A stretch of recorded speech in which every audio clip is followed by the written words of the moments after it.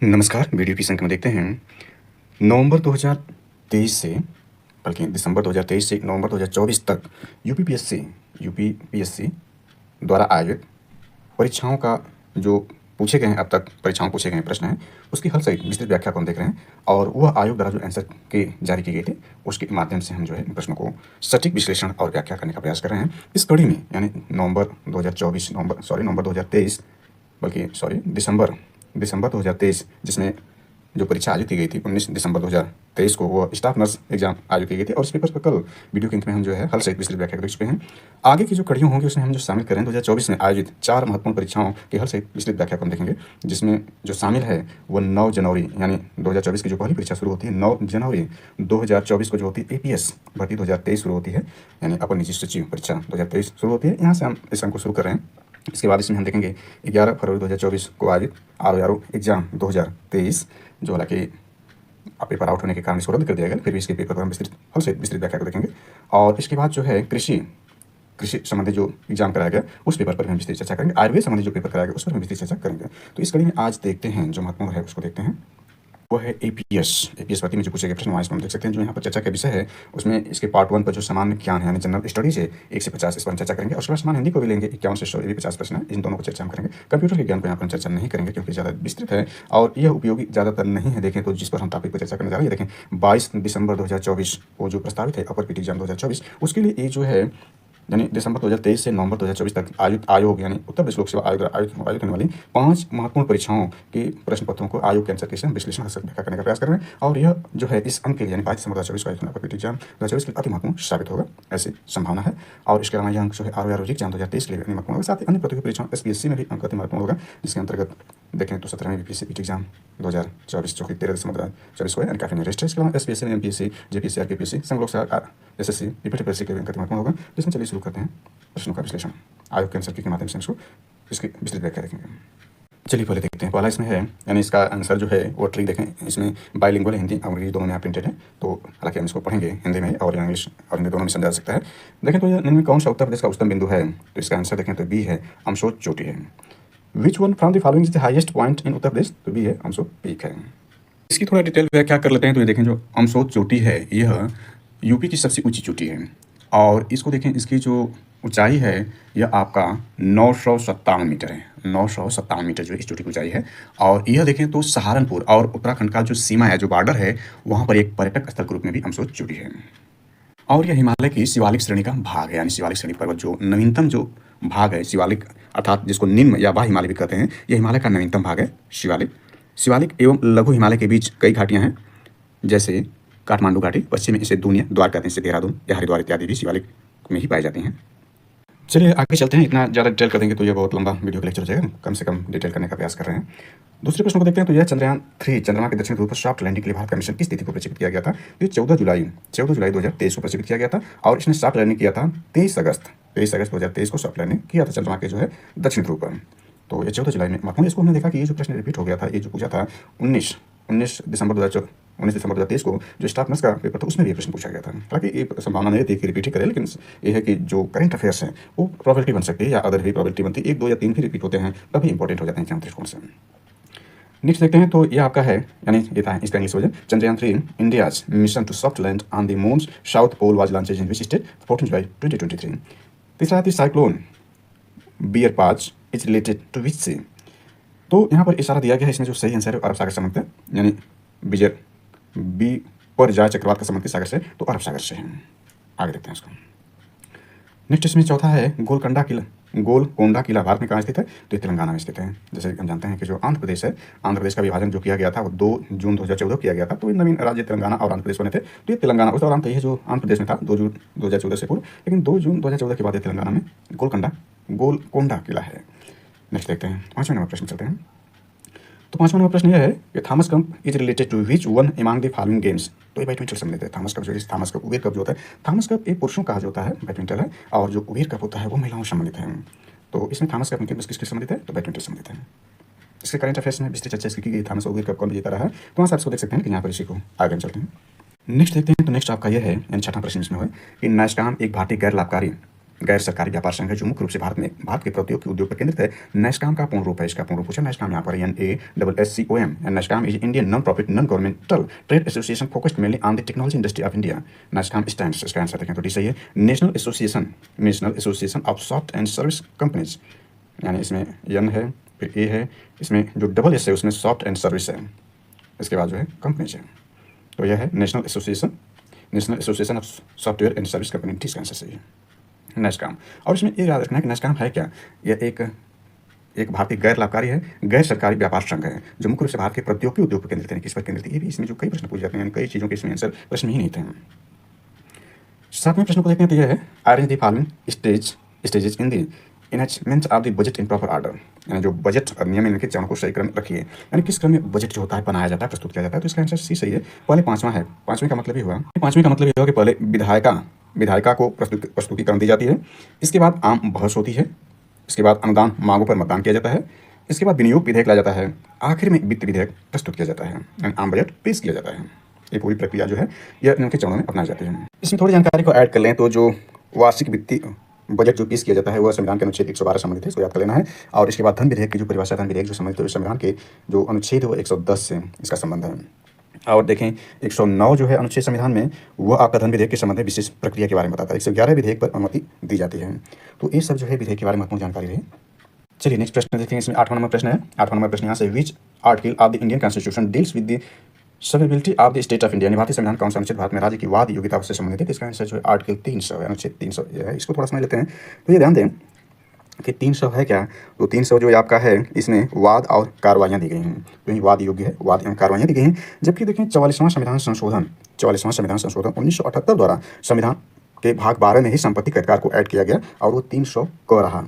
यहाँ तो 300 के बारे में पूछा गया है जो कि वाद योग्य के बारे में बात बता रहा है। लेकिन जब 300 क पूछेगा तो ये विधि के प्राधिकार के बिना व्यक्तियों की संपत्ति के वंचित नहीं किया जा सकता। यानी इसमें संपत्ति को जो पहले मौलिक अधिकार था अनुच्छेद 31 के तहत उसको जो है इसमें जो है विधिक अधिकार या लीगल अधिकार बना दिया गया 300 क के दौरान। चलिए आगे देखते हैं। 9वां नंबर प्रश्न खानवा का युद्ध कब हुआ था। इसका आंसर सही है, यानी 16 मार्च 1527 को जो है खानवा का युद्ध हुआ था। ये खानवा का जो युद्ध है यह बाबर के लड़े गए 4 महत्वपूर्ण युद्धों में शामिल है। यानी खानवा का युद्ध जो 16 मार्च 1527 को लड़ा गया, यह जो है इसका देखें तो महत्वपूर्ण युद्ध में दूसरा रहा बाबर का, जो कि भारत में लड़ा गया। तो यह देखें तो यह युद्ध जो हुआ था राणा सांगा एवं बाबर के बीच हुआ था। खानवा का युद्ध जो है यह बाबर और राणा सांगा के बीच में गया था, इसमें बाबर विजयी रहा था। इससे पूर्व जो है बाबर का जो युद्ध हुआ था, क्रम से देखें पहले जो बाबर द्वारा लड़े गए युद्ध का क्रम पूछ जाता है। तो सबसे पहले पानीपत का युद्ध हुआ। पानीपत का युद्ध यह 21 अप्रैल 1526 को हुआ, यानी 21 अप्रैल 1526 को जो है यह पानीपत का युद्ध हुआ। पानीपत का प्रथम युद्ध, पानीपत में 3 महत्वपूर्ण युद्ध किए गए। तो पानीपत का प्रथम युद्ध जो है वो 21 अप्रैल 1526 को किया गया। इसमें इब्राहिम लोदी और बाबर के बीच हुआ, इसमें भी बाबर विजयी रहा।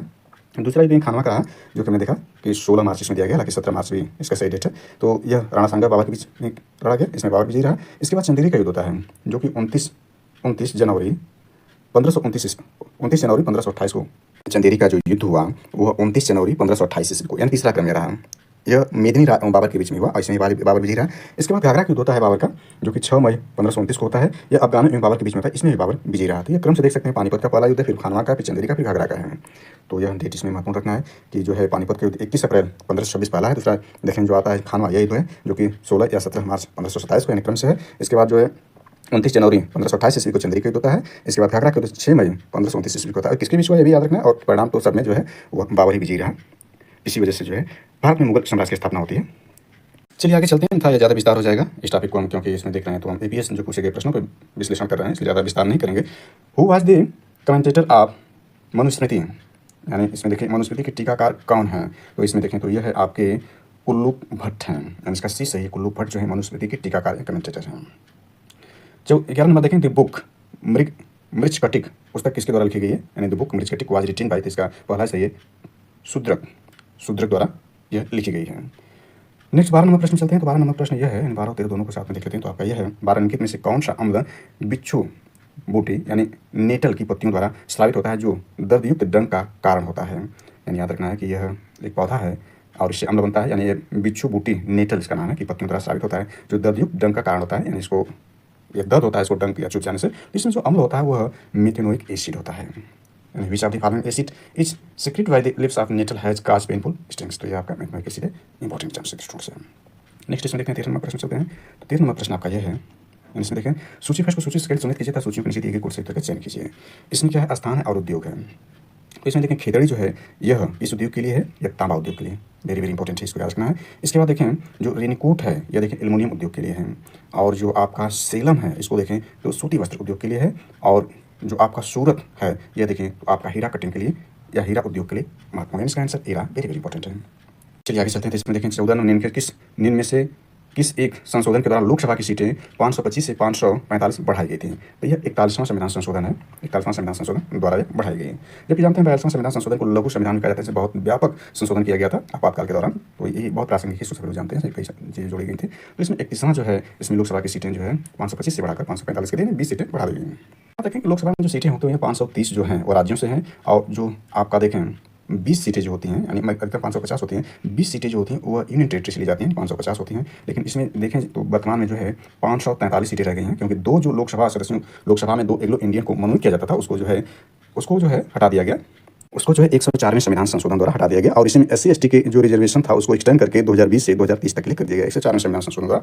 तो इसमें वर्तमान में जो सीटें संख्या 543 अभी जो 18वें लोकसभा चुनाव कराया गया था वो 543 सीटों के लिए कराया गया था। थोड़ा सा इसमें 31वें संविधान संशोधन के बारे में देख लें। तो 31वां संविधान संशोधन अधिनियम जो यह है 1972 का है, 1972 का यह है, और इसमें लोकसभा सीटों की संख्या 525 से बढ़ाकर 545 कर दी गई। तो इसका आंसर सही जो है बी रहा। अब ज़्यादा डिटेल इसको करेंगे तो ज़्यादा विस्तार हो जाएगा। नेक्स्ट देखते हैं। तो नेक्स्ट है निम्नलिखित खेलों में से किस एक से ग्रैंड स्लैम संबंधित है, जो लॉन टेनिस से है। तो लॉन टेनिस जो है नाम ज़्यादा है, इसको टेनिस से नाम दिया जाता है, जिसमें देखें तो इसका क्रम भी कभी पूछ देता है। तो उसमें क्रम से पहले ऑस्ट्रेलियन है जो कि ग्रैंड स्लैम में आता है, अक्सर जनवरी में खेला जाता है ऑस्ट्रेलियन ओपन। इसके बाद दूसरे क्रम को देखें तो आपका आता है, दूसरे क्रम पर जो आता है फ्रेंच ओपन आता है। तीसरे स्थान पर बैडमिंटन आपका वो क्या बोलते हैं विंबलडन आता है तीसरे क्रम पर, और चौथे स्थान पर USA आता है। तो इन्हीं को ग्रैंड स्लैम कहा जाता है। ये ध्यान रखना है कि लॉन टेनिस से संबंधित है। जिनके एक महत्वपूर्ण जो खिलाड़ी रहे राफेल नडाल स्पेन के, जिन्होंने देखें तो 2024 के नवंबर माह यानी पिछले महीने ही नवंबर में डेविस कप के बाद उन्होंने संन्यास ले लिया, और एक इस खेल के लॉन टेनिस के एक महत्वपूर्ण खिलाड़ी रहे। और ग्रैंड स्लैम जीतने वालों में देखें तो दूसरे स्थान पर, पहले स्थान पर जो है सर्बिया के नोवाक जोकोविच हैं, दूसरे स्थान पर यहीं राफेल नडाल थे, तीसरे स्थान पर जो है वो रोजर फेडरर हैं। तो ये हालांकि ज़्यादा विस्तार हो जाएगा। ग्रैंड स्लैम ध्यान रखना है कि ये लॉन टेनिस से संबंधित है। एक टेबल टेनिस भी होता है, तो टेबल टेनिस नहीं बल्कि लॉन टेनिस है। चलिए अगले प्रश्न को देखते हैं। अगला प्रश्न जो है वो अरिथमेटिक संबंधी है। तो इसमें देखें जब ये बहुत सिंपल प्रश्न है, इसमें जो है आपका जो GS सेकंड यानी C सर्च है उसके लिए उपयोगी होगा, और RO में देखें तो GS फर्स्ट में जो है यह अरिथमेटिक संबंधी प्रश्न पूछे जाते हैं तो उसके लिए महत्वपूर्ण होगा। तो इसमें देखते हैं अगर 10 आदमी अथवा 20 लड़के, यानी स्टेटमेंट से इसको याद रखना है कि 10 आदमी अथवा 20 लड़के, यानी 10 आदमी 20 लड़के के बराबर हैं। 20 दिनों में 260 चटाई बना सकते हैं। तो 8 आदमी और 8 लड़के मिलकर 20 दिनों में कितनी चटाई बना सकते हैं। इसको कई तरह से लगा सकते हैं। ये कई तरह से लगाने के लिए तरीके, इसमें 5-6 तरीके से भी सवाल को सॉल्व किया जा सकता है, लेकिन एक साधारण तरीके से इसको हम बताने का प्रयास कर रहे हैं। यानी जो ये सूत्र होता है MDH/W1 यानी MD1H1/W1 इक्वल टू M2D2H2/W2 होता है। इसे भी सॉल्व कर सकते हैं। इसे सॉल्व करके चलते हैं, बहुत फेमस है। इसमें M जो है मैन है, D H आवर है, और W वर्क है। यह सूत्र का प्रयोग हम कर सकते हैं। तो यहाँ पर देखें सबसे पहले यहाँ पर कन्वर्ट करना है। ध्यान रखें कि 10 आदमी 20 लड़के के बराबर है, यानी इसको हम यहाँ से चलें कि 20 आदमी बराबर 10 लड़के के, इसलिए एक आदमी जो होगा वह 2 लड़के के बराबर होगा, अर्थात कम हो जाएगा, यानी यहाँ भागम कर देंगे। एक लड़का एक आदमी 2 लड़के के बराबर है। यहाँ पर कितने आदमी लिए गए? 8 आदमी हैं। 8 आदमी का मतलब हो जाएगा 16 लड़के, यानी इसके जगह हम देखें तो 16 लड़के 8 आदमी यानी 16 लड़के, यह 8 लड़के, यह कुल मिलाकर इस भाग में दूसरे भाग में 24 लड़के हैं, और पहले भाग में कितने लड़के? 20 लड़के हैं, याद रखना है। अब सूत्र का प्रयोग करते हैं यहाँ पर M1D1H1, इसमें नहीं ध्यान रखना है कि आवर नहीं दिया गया, लेकिन W है। W का मतलब कितना चटाई बना सकते हैं? W1 ये हो जाएगा। आवर कोई हम मान सकते हैं, कोई इसमें जरूरी नहीं है, उस समय नहीं दिया कितना समय निश्चित इसमें। तो यहाँ पर देखें दूसरा M2D2/W2, यही W2 को निकालना है, याद रखना है। इसको X मान लेते हैं। तो अब इसको अप्लाई कर लेते हैं। यहाँ पर देखें यह हो जाएगा, यानी 20 लड़के और 20 दिन बटे 260 बराबर हो जाएगा। यहाँ कितने लड़के हो गए थे? 16, 8, 24 लड़के हो गए थे। 20 दिन में करना और X चटाई बना लेते हैं। तो यहाँ ऊपर न्यूमरेटर डिनोमिनेटर सेम है। ध्यान रखें कि अंश यदि बराबर या हर बराबर तो उसको निकाल सकते हैं। यहाँ से 20 को 20 काट देते हैं, ये हो गया आपका। इसको काट देंगे तो ये हो जाएगा 13 × 26 13, यानी X मल्टीप्लाई कर देंगे तो X इक्वल हो जाएगा 24 × 13, गुणा कर देते हैं। 13 चौको 52 को 2 हाथ में लगा 5, 13 × 26 5 31, यानी 312 चटाई बना सकते हैं, ये बनाएंगे। चलिए नेक्स्ट देखते हैं। एक लॉजिक और लगा सकते हैं, यदि आप कन्वर्ट कर लेते हैं। जैसे देखिए यहाँ पर कन्वर्ट करके हमने क्या बना लिया, ये 16, 8, 24 लड़के हो गए। यहाँ 20 लड़के थे, तो 20 लड़के 260 चटाई बना रहे हैं, तो 4 ज़्यादा हैं। इसका मतलब 260 तो बनाएंगे, आप नेट कर दीजिए, हटा दीजिए। 286 यानी 4 लड़के जो है, यदि देखें 286 बहुत नियरेस्ट है, भी कर सकता है, भी कर सकता है। लॉजिक 312 लगा सकते हैं, तो ये भी एक संभावना है इसमें बनाने के लिए। चलिए आगे देखते हैं। आगे इसमें 17 नंबर है। 17 नंबर प्रश्न देखें तो कोणार्क सूर्य मंदिर के संदर्भ के कथनों पर विचार कीजिए। इसे देखें, इसमें कौन से सही याद रखना है। इसे ब्लैक पैगोडा भी कहा जाता है, यानी सही है। इसका निर्माण राजा नरसिंह देव प्रथम ने करवाया था, ये गलत है। इसके बाद देखें, सॉरी ये सही है, यानी ये भी सही है, दूसरा भी सही है। इसका निर्माण राजा नरसिंह देव ने करवाया था, ये सही है। इसके बाद ये यूनेस्को का एक विश्व धरोहर स्थल, ये भी सही है, यानी इसके तीनों सही है, यानी इसका आंसर सी है, इसका आंसर सी है। यानी इसे यानी जो कोणार्क सूर्य मंदिर है जो कि उड़ीसा में है, यह याद रखना है, उड़ीसा में यह है। तो कोणार्क सूर्य मंदिर, इसे ब्लैक पैगोडा भी कहा जाता है। इसका निर्माण राजा नरसिंह देव प्रथम ने कराया था, ये भी सही है। ये यूनेस्को के एक विश्व धरोहर है, ये भी सही है। चलिए देखते हैं जल्दी से। इसमें यह है सूचना का अधिकार अधिनियम 2005 मुख्यतः किस उद्देश्य में सहायता करता है? Right of information act 2005 primarily help the cause of. इसका सही आंसर जो है ये सी है। सी मीन्स पारदर्शी प्रशासन, ट्रांसपेरेंट एडमिनिस्ट्रेशन। नेक्स्ट देखते हैं, ज़्यादा व्याख्या इसको नहीं करेंगे। 19 नंबर चलते हैं। तो सूची फर्स्ट को सूची सेकंड सुनिश्चित कीजिए तथा नीचे दिए गए कोड का प्रयोग करके सही उत्तर का चयन कीजिए। तो इसका आंसर देखिए तो सही जो आपका ए है, ए का मतलब ही हुआ सूची फर्स्ट सूची सेकंड है, यानी गेट्रोसिया जो है ये बलूचिस्तान में है। इसके बाद देखें बी जो है अराकोशिया जो देखें कंदहार में है, यानी अफगानिस्तान में। और इसके बाद देखें एरिया को देखें तो हेरात में है। और देखें पारोपोमिशादे ये देखें तो काबुल घाटी में है, यानी अफगानिस्तान में भी है। इस तरह से इसका आंसर जो सही रहा ए रहा मैचिंग वाला में। नेक्स्ट देखते हैं 20वें नंबर प्रश्न लेते हैं।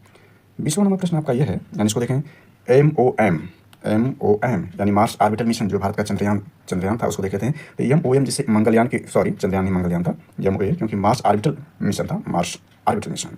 तो यानी जिसे मंगलयान के रूप में भी जाना जाता है। भारतीय अंतरिक्ष अनुसंधान संगठन द्वारा लॉन्च किया गया एक अंतरिक्ष मिशन। इसका उद्देश्य मंगल की सतह की विशेषताओं, आकृति विज्ञान, खनिज विज्ञान और मंगल ग्रह के वातावरण का पता लगाना है। MAOM का पूर्ण रूप मार्स ऑर्बिटल मिशन, इसका पूर्ण रूप है, इसका सही है।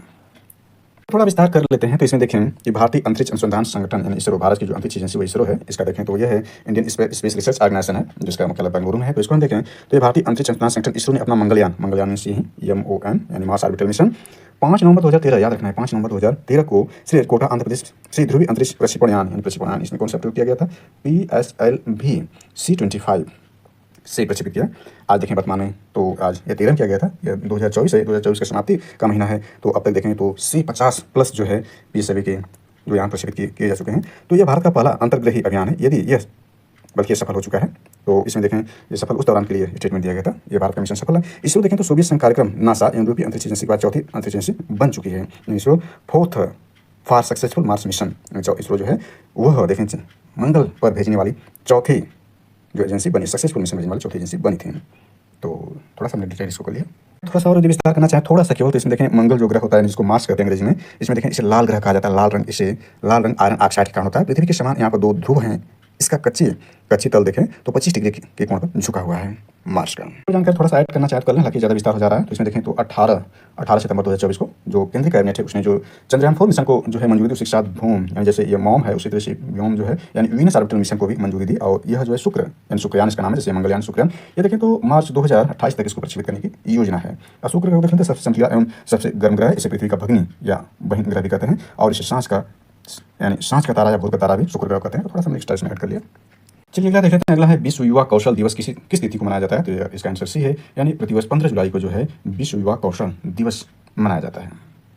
नेक्स्ट देखते हैं। तो नेक्स्ट आपका यह है कि मिट्टी का निच्छालन संबंधित है लैटराइट मिट्टी से, यानी जो लैटराइट मिट्टी है इसी में मिट्टी निच्छालन संबंधी घटना होती है। जलोढ़ मिट्टी, काली मिट्टी, लाल मिट्टी में घटना नहीं होती है।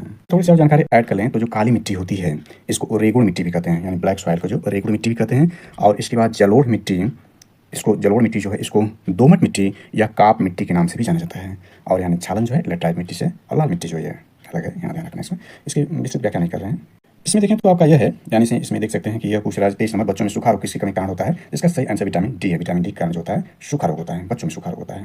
ये थोड़ा इसको डिटेल में देख लेते हैं। ये डिटेल में इस विटामिन के बारे में थोड़ी जानकारी एक्स्ट्रा ऐड कर लेते हैं। तो विटामिन और उसकी कमी से होने वाले रोग भी देख लेते हैं। और उसका जो है वैज्ञानिक नाम विटामिन क्या है अक्सर एग्जाम पूछा जाता है, तो इसको यहाँ थोड़ा विस्तार कर लेते हैं। सारे विटामिन को देख लेते हैं। तो विटामिन और कमी से होने वाले रोग देख लेते हैं। तो विटामिन ए इसका वैज्ञानिक नाम जो है वो रेटिनॉल है। इसकी कमी से रतौंधी प्लैथमिया रोग होता है। विटामिन B1 देखें तो इसका वैज्ञानिक नाम जो थायमिन है, इसकी कमी से बेरीबेरी रोग होता है। विटामिन B2 देखें तो इसका वैज्ञानिक नाम राइबोफ्लोविन है और इसकी कमी से क्लोसिस जीवा का पटना होता है। विटामिन B3 इसको नियासिन कहते हैं, वैज्ञानिक नाम नियासिन। इसके देखें तो लाल सफ़ेद दाग चकते होना होता है, बुद्धि कमजोर होना इसकी कमी से होता है। विटामिन B5 देखें तो इसकी कमी से देखें तो पिलाग्रा या लवा दांत होता है और इसका वैज्ञानिक नाम पेंटोनिक एसिड है। इसके बाद देखें तो विटामिन B6 है, इसका वैज्ञानिक नाम देखें तो यह है पायरिडाक्सिन और उसकी कमी से एनीमिया होता है। विटामिन B7 देखें तो बायोटिन, इसका वैज्ञानिक नाम, इसकी कमी से लकवा बालों का झड़ना होता है। इसके बाद विटामिन B12 देखें तो इसके वैज्ञानिक नाम है साइनोकोबालामिन है और उसकी कमी से एनीमिया त्वचा रोग होता है। विटामिन C देखें तो विटामिन C है जो आपका है वेरी वेरी इंपॉर्टेंट है, इसका वैज्ञानिक नाम स्कार्बिक एसिड है और यह देखें तो इसकी कमी से स्कर्वी रोग होता है। और जो प्रश्न पूछा था वही पूछा था, ये आपका था कि विटामिन D इसका वैज्ञानिक नाम कैल्सीफेरॉल वैज्ञानिक ने इसकी कमी से बच्चों में रिकेट्स और ऑस्टियोमेलेशिया रोग होता है। विटामिन ई देखें तो टोकोफेरॉल है, एक कैल्शियोफेरॉल है, एक टोकोफेरॉल ई है। इसे जलन शक्ति का कम होना होता है इसकी कमी से। विटामिन के इसको देखें तो फिलोक्विनोन कहते हैं, इसकी कमी से रक्त का थक्का न बनना, यानी रक्त जो उसका थक्का बनना बंद हो जाता है, तो यह भी एग्जाम में दृष्टिकोण से महत्वपूर्ण है। इसके बाद विटामिन B9 देखें, इसको फॉलिक एसिड कहते हैं, उसकी कमी से एनीमिया कुंठित रोग होता है।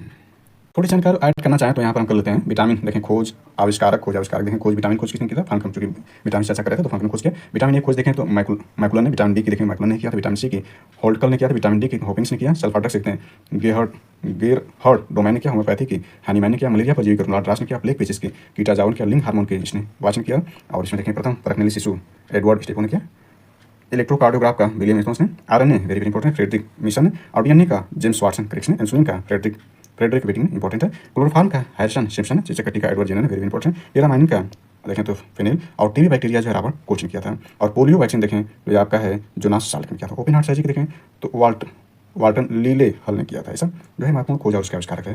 आगे देखते हैं तो ज़्यादा लंबा हो जाएगा, ज़्यादा विस्तार हम नहीं करना चाह रहे हैं, लेकिन फिर भी विस्तार हो जा रहा है। इसमें देखें 24 नंबर प्रश्न है कि पृथ्वी की पृथ्वी की पपड़ी में कार्बन का अनुमानित प्रतिशत कितना है? तो इसका आंसर देखें डी सही है, यह सही है। 0.025% जो है पृथ्वी की पपड़ी में कार्बन है। इसमें थोड़ी जानकारी ऐड कर लेते हैं तो ध्यान रखें कि भूपटल की रचना सामग्री में देखें, यानी जो भूमि का जो पटल है जो यहीं पपड़ी का रहा है, तो भूपटल की रचना सामग्री में सबसे अधिक देखें तो ऑक्सीजन होती है। ऑक्सीजन देखें तो 46.60% जो है इसमें है।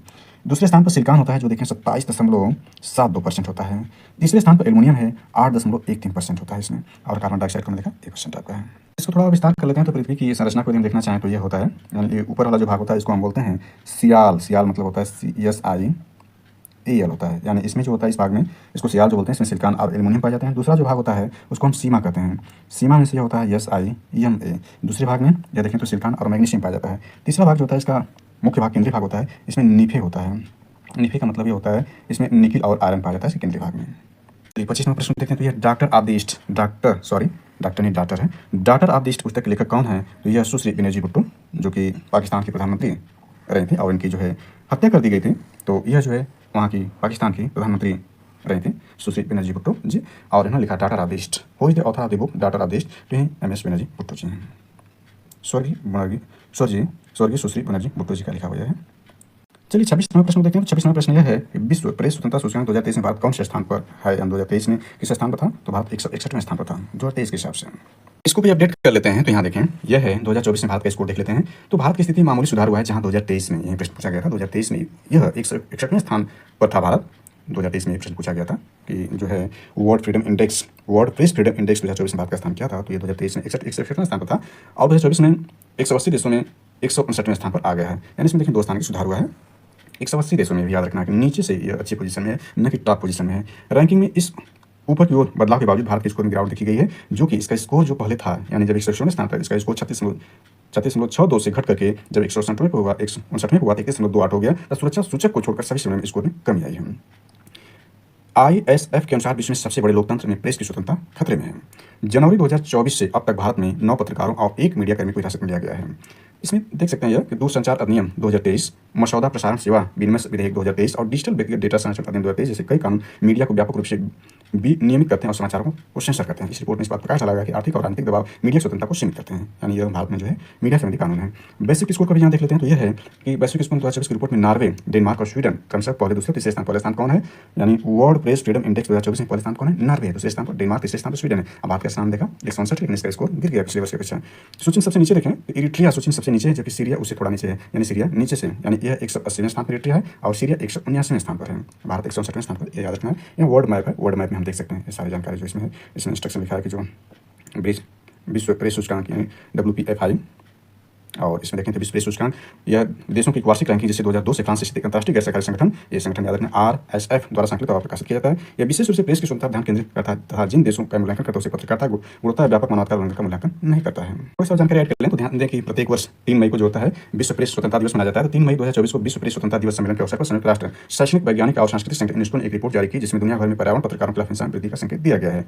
इसमें दुनिया भर में पर्यावरण पत्रकारों के विरुद्ध बढ़ती हिंसा का प्रकाश डाला गया है, जिसमें से 15 वर्षों में 44 पत्रकार मारे गए। एशिया प्रशांत क्षेत्र में हत्याओं की सबसे अधिक संख्या दर्शाता है विश्व प्रेस सूचकांक क्या है, इसके बारे में हमने देख लिया। अगले प्रश्न पे चलते हैं। तो अगला प्रश्न यह है, 27 नंबर है, भारत के संविधान के अनुच्छेद 240 के अंतर्गत कुछ संघराज्य क्षेत्रों के लिए विनिमय बनाने के राष्ट्रपति की शक्ति के समन्वय में कौन सा युग्म सही सम्मिलित नहीं है बताना। हालांकि इसमें रैंक क्वेश्चन दिखाया गया, लेकिन उसमें हम व्याख्या कर लेते हैं कि कौन सा इसमें युग्म सही नहीं है। सबसे पहले हम देख लेते हैं केंद्र शासित प्रदेश यूनियन टेरिटरी के बारे में। तो वर्तमान देखें तो भारत में 28 राज्य और 8 केंद्र शासित प्रदेश हैं, और इसमें जो है देखें तो 31 अक्टूबर 2019 को जो है वह 2 केंद्र शासित प्रदेश, यानी जो आपका जम्मू कश्मीर एक स्वायत्त राज्य की तरह था, 370 संविधान के अनुच्छेद 370 के स्वायत्तता उसे प्राप्त है, तो उसे 2 केंद्र शासित प्रदेशों में विभक्त कर दिया गया 31 अक्टूबर 2019 से। तो इसके अलावा जो है दादरा और नगर हवेली और दमन दीव को मिलाकर एक यूनियन टेरिटरी कर देने से वर्तमान में जो है 8 यूनियन टेरिटरी और 28 राज्य हैं वर्तमान दृष्टिकोण से देखें। तो हमें इसमें अनुच्छेद 240 की पड़ताल करनी है। ध्यान दें कि संविधान के भाग 13, यानी संविधान का जो भाग है, संविधान के भाग 13 के अंतर्गत जो है, सॉरी 13 नहीं बल्कि 8 है, यानी VIII यहाँ पर है VI। संविधान के भाग 8 के अंतर्गत अनुच्छेद 239 से लेकर 241, इसी में 240 है, में केंद्र शासित प्रदेशों के संबंधी उपबंध दिए गए हैं। इसमें एक और जानकारी ऐड कर लें तो इसमें जो 1991 का जो 69वां संविधान संशोधन है, वह केंद्र शासित प्रदेश दिल्ली को विशेष हैसियत प्रदान की गई, यानी 61वें संविधान संशोधन 1991 द्वारा, और उसे राष्ट्रीय राजधानी क्षेत्र दिल्ली का दर्जा दिया गया। एग्जाम पूछ देता है। इसमें देखें जो गलत है, हालांकि इसमें देखें ये सही ये भी सही। इसमें जो 140(1)D है, इसमें दमन दीव को जो है ये वर्तमान दृष्टिकोण से गलत है, क्योंकि यह इसमें दमन दीव नहीं रह गया है, बल्कि दादरा नगर हवेली और दमन दीव को जोड़कर जो है यह बना दिया गया है, इसलिए ये इसका सही है। नेक्स्ट वाला लौटते हैं। 28 नंबर प्रश्न चलते हैं। 28 नंबर प्रश्न आपका यह है, यानी इसमें देखें निम्नलिखित कथनों पर विचार कीजिए। प्रोजेक्ट टाइगर की शुरुआत भारत सरकार द्वारा वर्ष 1973 में की गई थी, सही है। भारत में कुल बाघ टाइगर अभ्यारण्य जनवरी 2023 तक 53 है। वर्तमान देखें तो यह जो है 55 हो चुके हैं, आधिकारिक रूप से 55 हो चुके हैं, 2 की वृद्धि हो चुकी है। और इसमें देखें तो बिहार का जो है वह दूसरा जो PR कैमूर टाइगर रिजर्व बनाने की घोषणा की गई है, और वह 55वां जो बना है, 55 जो है वर्तमान में, हालांकि अभी भी जारी है बनाने की प्रक्रिया में, लेकिन यदि पूछता है तो वर्तमान में 55 टाइगर रिजर्व आ रहे हैं। लेकिन उस दृष्टिकोण से देखें जो जनवरी 2023 तक पूछा था, तो ये दोनों ही कथन सही है, इस दृष्टिकोण से इसको देख सकते हैं। ये देखते हैं जल्दी से इसको। तो 29 नंबर है, यह है UIDAI आधार, जिसको कहते हैं आधार जारी करने के लिए स्थापित एक वैधानिक प्राधिकरण है। UIDAI का पूर्ण रूप क्या है, यानी इसका पूर्ण रूप पूछ दिया, ध्यान रखना, वेरी वेरी इंपॉर्टेंट है। यह है U से यूनिक, I से आइडेंटिफिकेशन, D से आइडेंटिफिकेशन और अथॉरिटी ऑफ इंडिया। इसमें D जो है वो ID जो है वो आइडेंटिफिकेशन दोनों है, और A है अथॉरिटी, और I जो है India, unique identification authority of India, यानी भारतीय विशिष्ट पहचान प्राधिकरण, इसका जो है नाम है या फुल फॉर्म है या पूर्ण रूप है। अगला देख लेते हैं। तो अगला ये पूछ रहा है कि IFSC का फुल फॉर्म क्या है, पूर्ण रूप क्या है, यानी IFSC स्टैंड फॉर, तो यह जो है यह बैंक संबंधित है कि देखें इंडियन फाइनेंशियल सिस्टम कोड है, इंडियन फाइनेंशियल सिस्टम कोड है। ये बैंक संबंधी है, बैंक संबंधी जो है वो IFSC कोड अक्षर मांगता है, तो यह इंडियन फाइनेंशियल सिस्टम कोड इसका पूर्ण रूप है, IFSC स्टैंड फॉर। ये वेरी इंपॉर्टेंट है। अगला देखते हैं। तो 31 नंबर चलते हैं। 31 नंबर आपका यह है, चलिए नेक्स्ट देखते हैं 31 नंबर प्रश्न। तो 31 नंबर प्रश्न आपका यह है, what was the main reason behind Moplah rebellion in 1921, यानी जो मोपला विद्रोह 1921 में हुआ था उसका मुख्य कारण क्या है, यहाँ देख लेते हैं। यानी यह है आपका कि 1921 में मोपला विद्रोह का मुख्य कारण क्या था, मोपलाओं पर जमींदारों का अत्याचार, अंग्रेजी सरकार के खिलाफ विरोधी नीतियाँ, और इसमें बताना है select the correct answer using the code given below, यानी दोनों सही है, दोनों ही सही है, यानी इसमें दोनों स्टेटमेंट इसका मोपला विद्रोह के संबंध से जो 1921 में हुआ था। थोड़ा सा इसको डिटेल कर लेते हैं। मोपला जो विद्रोह है उसको डिटेल कर लेते हैं। तो यह मोपला जो आंदोलन किया गया था, यह मालाबार, यानी इसको जो किया गया था मालाबार में, मालाबार जो केरला में, वहाँ पर विद्रोह हुआ था, मोपला विद्रोह, और इसका कारण था खिलाफत विरोधी नीतियों के कारण, और इससे संबंधित महत्वपूर्ण जो नेता थे या नेतृत्व जो किया था वो अली मुसलियार ने किया था। यह निम्न जाति के हिंदू जो मुसलमान बन गए थे उन्होंने किया था, और यह 1920-21 में जो है केरला में हुआ था मोपला विद्रोह। पर कुछ महत्वपूर्ण विद्रोह को जल्दी से देखना चाहें तो इसमें देखें सन्यासी विद्रोह। इसे सन्यासी विद्रोह जो था यह प्रभावित क्षेत्र बिहार बंगाल था, और यह 1760 से 1800 के बीच में हुआ था, और इससे संबंधित नेता देखें केना सरकार और द्विज नारायण थे। इसके बाद देखें जो महत्वपूर्ण है वो आपका भील विद्रोह देखें तो पश्चिमी घाट संबंधित था, इसमें शिवाराम संबंधित है और 1825 से 1831 था। इसके बाद देखें रामोसी विद्रोह देखें तो पश्चिमी घाट संबंधित है, ये इसमें चित्तर सिंह थे, 1822 से 1829 तक के थे। इसके बाद अहोम विद्रोह देखें असम संबंधित है, इसमें गोमधर कुंवर संबंधित नेता है और 1828 में हुआ था। इसके बाद देखें आपका बहावी आंदोलन होता है, इसमें बिहार और उत्तर प्रदेश होते हैं, इसमें सैयद अहमद तूती मीर संबंधित नेता है, 1830 में होता है। इसके बाद कोल आंदोलन देखें तो छोटा नागपुर जो झारखंड में है, इसमें गोमधर कुंवर नेतृत्व करते हैं, 1831-32 में होता है। इसके बाद पाइक विद्रोह देखें जो उड़ीसा में होता है, इससे संबंधित नेता बक्सी बंधु हैं जो 1817 से 1825 के दौरान होता है। इसके बाद मोपला का देखिए तेभांगा आंदोलन देखें तो बंगाल में होता है, इसमें कंपाराम सिंह भवन सिंह संबंधित नेता हैं, 1946 में होता है। तेलंगाना आंदोलन देखें तो आंध्र प्रदेश संबंधित है, ये भी 1946 में होता है। इसके बाद कुका आंदोलन देखें तो पंजाब में होता है, इसमें भगत जवाहर मल संबंधित नेता है, और इसके बाद देखें नील आंदोलन है बंगाल में होता है, इसमें दिगंबर संबंधित नेता है 1859-60 में होता है, वेरी वेरी इंपॉर्टेंट है। पाबना विद्रोह पाबना है बंगाल में होता है, इसमें ईशान चंद्र राय एवं शंभूलाल पाल इसमें संबंधित होता है, 1873-76 में ये आंदोलन किया जाता है। वेरी वेरी इंपॉर्टेंट देख लें, इसमें मुंडा विद्रोह को देख लें तो ये बिहार में होता है और संबंधित नेता जो है बिरसा मुंडा जी हैं, ये 1899 से 1900 ईस्वी तक यह होता है। तो यह कुछ महत्वपूर्ण रहे। इसके बाद नील आंदोलन को हमने देखा जो बंगाल में दिगंबर संबंधित है, जो कि 1859-60 में। इसके बाद नील विद्रोह भी होता है। नील विद्रोह जो है बंगाल और बिहार में होता है, इससे संबंधित नेता तिरुत सिंह होते हैं, 1854 और 62 के दौरान होता है। चलिए 32वां प्रश्न देखते हैं। तो यह आपका मैच कराना सूची फर्स्ट सूची सम्मिलित कीजिए, सूचियों के नीचे दिए गए कोड सही उत्तर का चयन कीजिए। लेखक और उनकी किताब है, तो इसमें देखें यशपाल जी ने क्या लिखा है, तो एक का 2 है, यानी मेरी तेरी उसकी बात, जो यशपाल जी ने लिखा है मेरी तेरी उसकी बात। और उसके बाद देखें कमलेश्वर जी ने जो लिखा है वो कितने पाकिस्तान, कमलेश्वर जी ने लिखा है। इसके बाद देखें भीष्म साहनी जी ने जो लिखा है वह तमस लिखा है। और सुरेंद्र वर्मा जी ने जो लिखा है वह देखें तो मुझे चाँद चाहिए, यानी जो इसका बी है वो सही है। चलिए आगे देखते हैं। तो अगला यह है, भारत की कौन सी नदी कर्क रेखा को 2 बार काटती है, तो यह देखें तो आपका जो है वो माही जो है यह कर्क रेखा को 2 बार काटती है, 2 बार गुजरती है, 2 बार काटती है कर्क रेखा को। और हम जैसा जानते हैं कि जो कर्क रेखा है वो भारत को बीचों बीच से काटती है और ये भारत के 8 राज्यों से होकर के कर्क रेखा गुजरती है। और इसमें विश्व में देख लें तो जो मकर रेखा देखें तो मकर रेखा कर्क रेखा भूमध्य रेखा जो था अफ्रीका महाद्वीप के ऊपर गुजरती है। अफ्रीका महाद्वीप में देखें तो सबसे ज़्यादा जो देश 55 है, यहाँ पर देखें तो जो लिम्पोपो नदी है वह मकर रेखा को 2 बार काटती है। लिम्पोपो नदी देखें तो बोत्सवाना एंड जिम्बाब्वे की प्राकृतिक सीमा बनाती है और हिंद महासागर में आकर गिरती है, जबकि माही नदी जो है अरब सागर में जाकर गिरती है। और ये देखें तो वह कर्क रेखा को 2 बार काटती है, भारत की नदी है जो गुजरात में है। 34वां प्रश्न देखते हैं, किस वीटो के तहत भारत के राष्ट्रपति किसी विधेयक को अनिश्चित काल के लिए रोक सकते हैं। जिसका आंसर सही जो है वो डी है, यानी पॉकेट वीटो के तहत अनिश्चित काल के लिए रोक सकते हैं भारत के राष्ट्रपति। थोड़ी जानकारी राष्ट्रपति के बारे में देख लेते हैं, प्रेसिडेंट ऑफ इंडिया के बारे में देख लेते हैं, क्योंकि यहाँ पर बात चली वीटो पावर के बारे में, लेकिन राष्ट्रपति करेंगे तो एक वीडियो लेक्चर कम पड़ जाएगा उसमें। तो देखें संविधान के भाग 5 में अनुच्छेद 52, ध्यान रखना है अनुच्छेद 52 से लेकर 78 तक जो है वो संघ की कार्यपालिका का वर्णन किया गया है। संघ की कार्यपालिका में जो है वो प्रेसिडेंट यानी भारत के राष्ट्रपति शामिल है, भारत के उपराष्ट्रपति शामिल है, प्रधानमंत्री शामिल होते हैं और कैबिनेट जैन मंत्रिमंडल शामिल होता है और महान्यायवादी भी शामिल होता है संघ की कार्यपालिका में। ध्यान दें कि राष्ट्रपति भारत का राज्य प्रमुख होता है, वह भारत का प्रथम नागरिक है, राष्ट्र की एकता, अखंडता एवं सुदृढ़ता का प्रतीक है, भारत का राष्ट्रपति है। इसमें ध्यान रखें कि राष्ट्रपति का निर्वाचन जनता प्रत्यक्ष रूप से नहीं करती, बल्कि एक निश्चित निर्वाचन मंडल एक निर्वाचन मंडल के सदस्यों द्वारा उसका निर्वाचन किया जाता है। इसमें निम्न लोग शामिल होते हैं। राष्ट्रपति के निर्वाचन के लिए संसद दोनों सदनों के निर्वाचित सदस्य होना चाहिए। ध्यान रखना है कि संसद के दोनों सदनों यानी जिसमें राज्यसभा और लोकसभा है, दोनों सदनों के निर्वाचित सदस्य मनोनीत नहीं, और राज्य विधानसभा के निर्वाचित सदस्य इसमें ही मनोनीत नहीं होनी चाहिए। केंद्र शासित प्रदेश दिल्ली और पुदुचेरी विधानसभाओं के निर्वाचित सदस्य, अब इसमें जो है जम्मू कश्मीर भी जुड़ चुका है विधानसभा में, इनके निर्वाचित सदस्य होने चाहिए, तो ये याद रखना है इसमें। जबकि उपराष्ट्रपति में जो होता है वह देखें उपराष्ट्रपति में देखें तो इसमें ध्यान रखना है कि इसमें संसद के दोनों सदनों के सदस्यों के निर्वाचक मंडल द्वारा होता है। इसमें राज्य विधानसभाएं या विधान परिषद शामिल नहीं होते, इसमें संसद के निर्वाचित मनोनीत दोनों सदस्य होते हैं।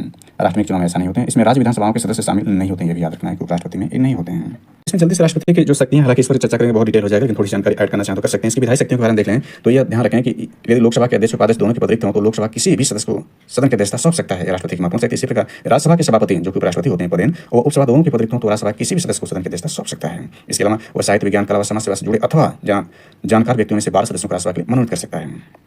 राष्ट्रपति शक्तियों देखें अनुच्छेद 133 यानी न्यायिक शक्तियां, अनुच्छेद 143 143 के तहत उच्चतम न्यायालय से किसी विधि या तथ्य पर सलाह ले सकता है, परंतु उच्चतम न्यायालय की सलाह राष्ट्रपति बाध्यकारी नहीं है। अनुच्छेद 72 जो ये भी इंपॉर्टेंट हो जाता है कि इसमें वो किसी अपराध के दोषी किसी व्यक्ति के लिए दंडादेश को निलंबित, माफ या परिवर्तित कर सकता है। अनुच्छेद 72 राष्ट्रपति की एक महत्वपूर्ण शक्ति ये भी है। इसके बाद देखें आपातकालीन शक्तियां भी राष्ट्रपति के पास है। राष्ट्रीय आपातकाल अनुच्छेद 352, राष्ट्रपति शासन अनुच्छेद 356 तथा 365 और वित्तीय आपातकाल जो अभी तक कभी नहीं लगाया गया अनुच्छेद 360, ये भी राष्ट्रपति के पास शक्तियां हैं।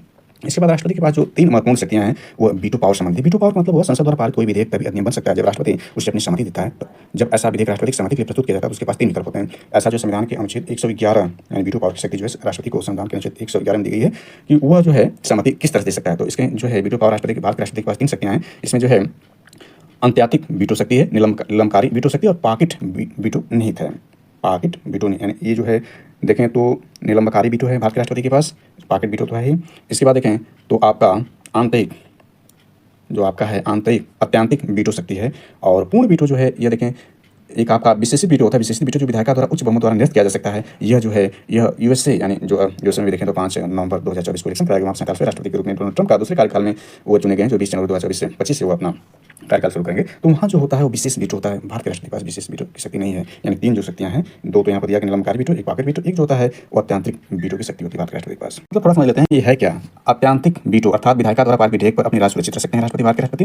निलंबनकारी जो आपका वीटो होता है, निलंबनकारी वीटो ये जो है इसमें क्या करना है, जो विधायिका द्वारा साधारण बहुमत द्वारा निरस्त किए जा सकते हैं। इसको निलंबनकारी वीटो जो विधायिका द्वारा साधारण बहुमत से निरस्त किया जा सकते हैं। पॉकेट वीटो जो यहाँ महत्वपूर्ण है, यह क्या है, विधायिका द्वारा पारित विधेयक पर कोई निर्णय नहीं करता है। विधायिका द्वारा जो पारित विधेयक उसको कोई निर्णय नहीं, बल्कि पॉकेट में अनिश्चित काल के लिए रख लेता है राष्ट्रपति। लेकिन इसमें ध्यान देना है कि जो 24वां संविधान संशोधन 1971 में संविधान संशोधन विधेयकों पर राष्ट्रपति को अपनी स्वीकृति देने के लिए बाध्यकारी बनाया गया 24वें संविधान संशोधन 1971 द्वारा। याद रखना है कि जो है प्रेसिडेंट के पास जो वीटो पावर है वो धन विधेयक के बारे में इस वीटो का प्रयोग नहीं कर सकता।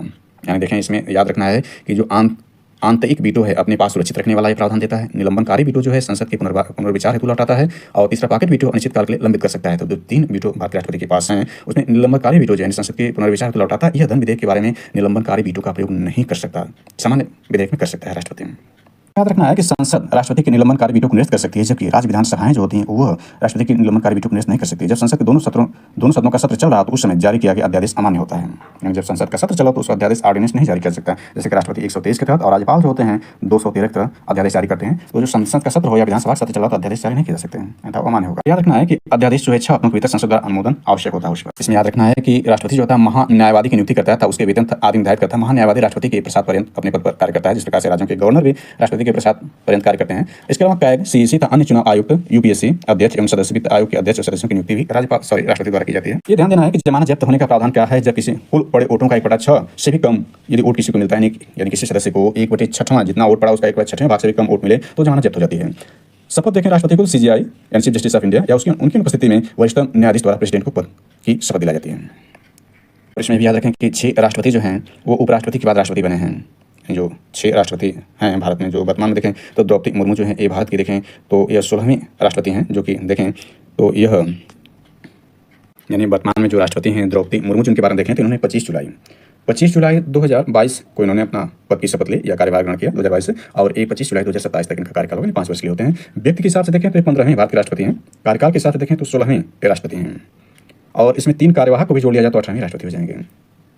3 कार्यवाहक में देखें तो एक कार्यवाहक जो थे पूर्ण रूप से राष्ट्रपति बने थे जो बीबी गिरी जी थे, और अन्य कार्यवाहक में देखें तो न्यायमूर्ति मोहम्मद हयातुल्लाह जी और बीबी जतीद, और देखें तो इसमें यह जो द्रौपदी मुर्मू जी हैं दूसरी महिला राष्ट्रपति हैं। पहली महिला राष्ट्रपति जो थी वो श्रीमती प्रतिभा पाटिल जी थी, वो 2007 से 2012 तक भारत के राष्ट्रपति थी, यानी 13वीं राष्ट्रपति थी। और राष्ट्रपति के बारे में ध्यान रखना है कि हमने देखा कि भाग 5 में अनुच्छेद 52 से 78 तक है संघ की कार्यपालिका में कुल मिलाकर 24 अनुच्छेद राष्ट्रपति संबंधित हैं। ये निर्विरोध जो राष्ट्रपति चुने गए थे उनके बारे में देखें तो एन संजीव रेड्डी जी थे, यह निर्विरोध जो है भारत के राष्ट्रपति चुने गए थे जो 1977 से 1982 तक रहे थे। ये ध्यान रखना कि लोकसभा के अध्यक्ष भी रह चुके थे। ये वेरी इंपॉर्टेंट है कि एन संजीव रेड्डी जी जो कि 1977 से 1982 तक भारत के राष्ट्रपति रहे थे, निर्विरोध चुने गए थे और लोकसभा के अध्यक्ष भी रह चुके थे, और 6 लोग राष्ट्रपति के बाद भारत के राष्ट्रपति बने थे। और देखें कार्यकाल के दौरान जो मृत्यु हो गई थी उसमें डॉक्टर जाकिर हुसैन जी और फखरुद्दीन अली अहमद जी थे, जिनका कार्यकाल के दौरान मृत्यु हो गई थी। 2 कार्यकाल के लिए राष्ट्रपति बने थे, एकमात्र भारत के प्रथम राष्ट्रपति डॉक्टर राजेंद्र प्रसाद जो 1952 से 1957 तक, इसके बाद 1957 से 1962 तक के लिए भारत के राष्ट्रपति बनाए गए थे। चलिए थोड़ी जानकारी उपराष्ट्रपति के बारे में देख लेते हैं। तो अनुच्छेद 63 जो भारत को उपराष्ट्रपति का प्रावधान करता है, इसमें देखें तो वो कुल 9 अनुच्छेद उपराष्ट्रपति संबंधित है। इसमें जगदीप धनखड़ जी जो हैं 11 अक्टूबर 2022 से अब तक जो है भारत के उपराष्ट्रपति हैं। ये 14वें व्यक्ति के अनुसार जो है उपराष्ट्रपति हैं, क्योंकि 2 लोग देखें 2 कार्यकाल के लिए उपराष्ट्रपति बने थे। उपराष्ट्रपति हम देखें तो 2 बार बने थे। प्रथम उपराष्ट्रपति डॉक्टर सर्वपल्ली राधाकृष्णन जी जो 1952 से 1957, इसके बाद 1957 से 1962 तक, और मोहम्मद हामिद अंसारी जी भी 2007 से 2012 से 2017 के लिए 2 कार्यकाल बने थे। और कार्यकाल के हिसाब से जगदीप धनखड़ जी जो हैं 16वें जो है वह उपराष्ट्रपति हैं। उपराष्ट्रपति में कोई कार्यवाहक नहीं बना है। उपराष्ट्रपति पदेन राज्यसभा का सभापति या अध्यक्ष होता है। कार्यकाल के दौरान जो मृत्यु हुई थी वे 10वें उपराष्ट्रपति कृष्णकांत जी थे। इसमें ध्यान रखें कि राज्यसभा की अधिकतम संख्या 250 निर्धारित है, जिसमें से 238 सदस्य स्टेट यूनियन टेरिटरी से, 12 सदस्य राष्ट्रपति द्वारा मनोनीत किए जाते हैं।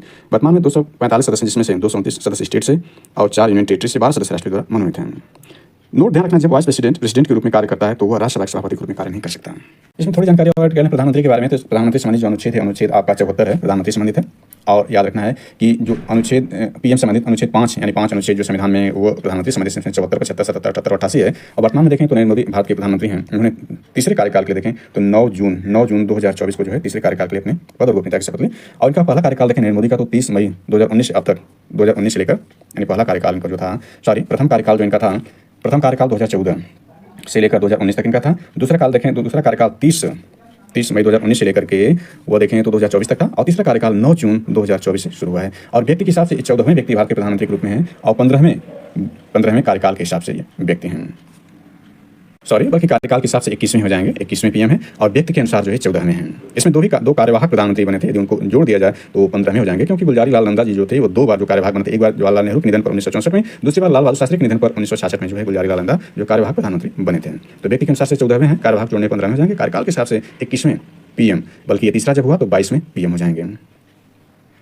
चलिए अगला प्रश्न देखते हैं 35 नंबर है, जल्दी से उसको देखते हैं। हम बहुत डिटेल कर दिए चूंकि ज़्यादा डिटेल हो जा रहा है, तो अब देखते हैं इसमें डिटेल किसी प्रश्न को नहीं करेंगे, अर्थात बहुत लंबा वीडियो हो गया। देखते हैं ए की चाल बी की चाल से दुगनी है, यानी ए की चाल जो बी की चाल से दुगनी है, इसका मतलब दोनों के समय का अनुपात देखें, यानी ए की चाल बी की चाल से दुगनी है, इसलिए जो समय लेगा, समय ए और बी का अनुपात 2:1 का होगा, यानी जो जिस उसको समय यानी इसको जो होगा ए जो होगा वो बी की अपेक्षा जो होगा वह दुगने समय में उस कार्य को यानी उस दूरी को पूरा कर लेगा, यानी इसको दुगना समय लगेगा और ए जो होगा उसका आधे समय में ही पूरा कर लेगा, यानी 2:1 का अनुपात होगा समय लगने में।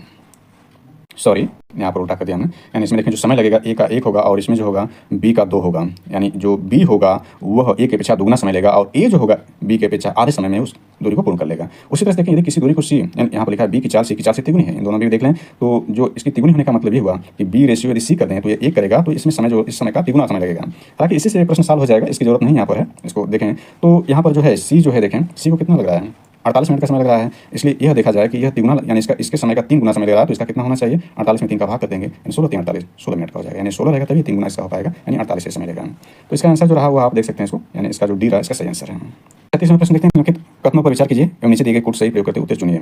इसमें जो दिया गया उसको देखें तो ये है भारतीय संविधान संघीय व्यवस्था प्रदान करता है, यानी भारतीय संविधान संघीय व्यवस्था प्रदान करता है, और इसके बाद यानी सही है इसने बहुत मजबूत केंद्र का निर्माण किया है, यानी ए भी स्टेटमेंट सही है, यानी इसने बहुत मजबूत केंद्र का निर्माण किया, ए भी सही है। यानी भारतीय संविधान संघीय व्यवस्था प्रदान करता है, हालांकि इसमें देखें तो यह न ज़्यादा कठोर है न ज़्यादा लचीला है, यह मध्यम जो हमारी संघीय व्यवस्था है, हालांकि इस पर हम ज़्यादा चर्चा नहीं करने जा रहे हैं। हालांकि स्टेटमेंट्स देखें तो इसका सी है, सी मतलब ये दोनों कथन सही लेकिन व्याख्या इसकी सही नहीं है। 35वें प्रश्न को यहाँ देखें तो यह है straight from the heart an autobiography के लेखक के संदर्भ में कथन से कौन सा कथन सही है। तो इसमें सही कथन को देखें तो इसके जो यानी straight from the heart an autobiography के जो लेखक के संदर्भ में कथन में कौन सा सही है, तो इसके लेखक देखें तो यह कपिल देव जी हैं, भारत के महान ऑलराउंडर कपिल देव जी जो 1983 वर्ल्ड कप के विजेता टीम के कप्तान रहे। तो इसका जो बी है यानी केवल 2 सही, सचिन तेंदुलकर जी से संबंधित नहीं है।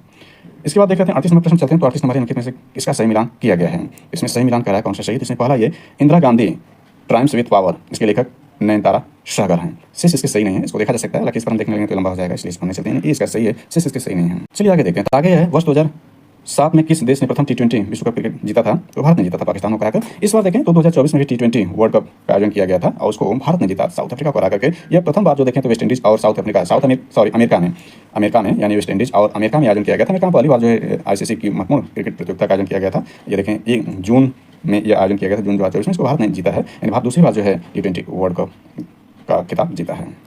इसमें ध्यान दें कि जो यह रहा यानी पहला T20 वर्ल्ड कप जो 2007 में खेला गया था उसको भारत ने जीता, और 9वां जो खेला गया अभी देखें तो 9वां को भी भारत ने जीता, पहला और 9वां भारत ने जीता है, ध्यान रखना है, क्योंकि जो यह T20 वर्ल्ड कप प्रतियोगिता प्रत्येक 2 वर्ष पर आयोजित की जाती है, और जबकि जो ODI वर्ल्ड कप है प्रत्येक 4 साल पर आयोजित किया जाता है।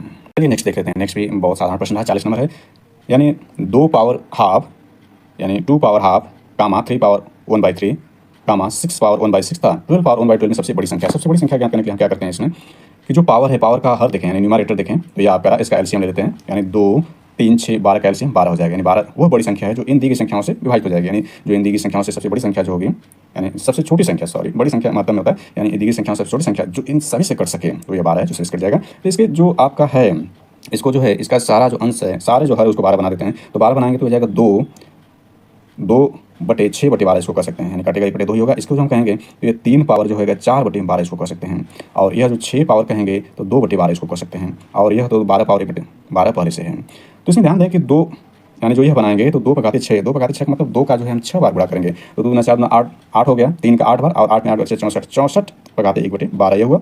3 में देखें तो 3 का 4 बार बोलते हैं, 3 9 9 81 पर 1/12 ये हो गया, और इसको देखें जो 2 था 36 पर 1/12 ये हो गया, और ये 1/12 है, तो इसमें सबसे बड़ा क्या है 81 मतलब दूसरा, यानी ये सही है, यानी 3 पावर 1/3 जो है सबसे बड़ा है। आगे देखते हैं तो आगे इसमें क्या है, भारत में अकबर का मकबरा कहाँ स्थित है, तो आगरा में है, इंपॉर्टेंट है। नेक्स्ट देखते हैं।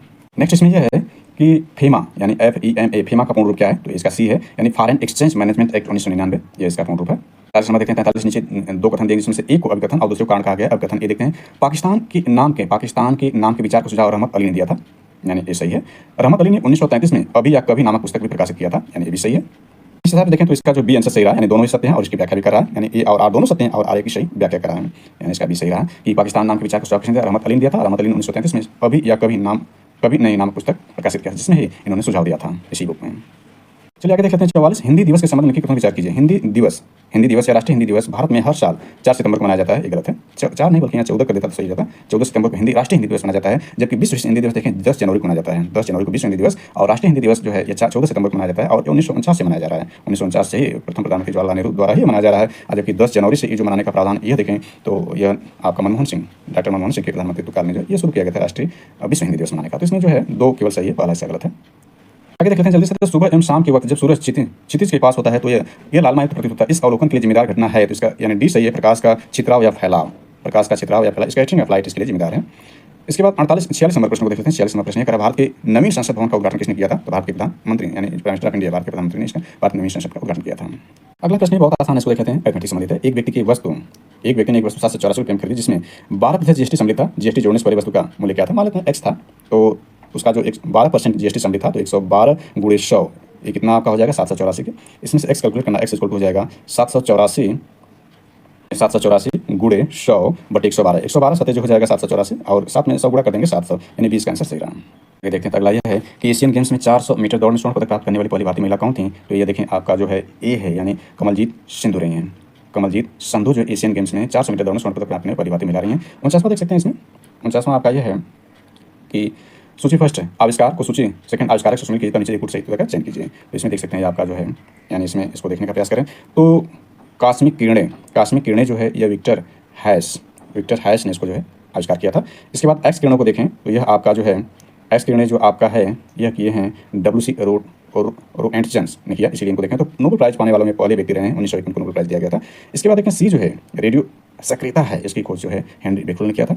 और यहाँ देखें जो कृत्रिम रेडियो सक्रियता है वो देखें तो आपका पहला है, यानी आई क्यूरी MF क्यूरी, यानी मैडम क्यूरी जो है ये 2 बार नोबेल प्राइज जीतने वाली महिलाओं में शामिल हैं और पहली महिला भी हैं जीतने वालों में। 50 प्रश्नों का जो आपका GS जनरल स्टडी रहा उसका आखिरी प्रश्न देख लेते हैं। तो इसमें कितने से कौन अंतर्राष्ट्रीय शूटिंग खिलाड़ी है? कौन सा अंतर्राष्ट्रीय शूटिंग खिलाड़ी है? तो आप इसमें देख सकते हैं अंजुम मौदगिल, ये जो है अंतर्राष्ट्रीय शूटिंग खिलाड़ी हैं। सिर्फ इसमें जो है अंतर्राष्ट्रीय स्तर खिलाड़ी नहीं रही हैं। तो ये 50 प्रश्न रहे। इसके बाद 50 जो प्रश्न आप हिंदी हैं, लेकिन इस अंक में हम हिंदी को नहीं शामिल करें, इसमें GS शामिल कर रहे हैं। तो ये APS संबंधित जो 50 महत्वपूर्ण प्रश्न रहे, तो आई होप ये जो useful for next exam 2022 December 2024 UPSC upper PT exams. Thanks for watching this.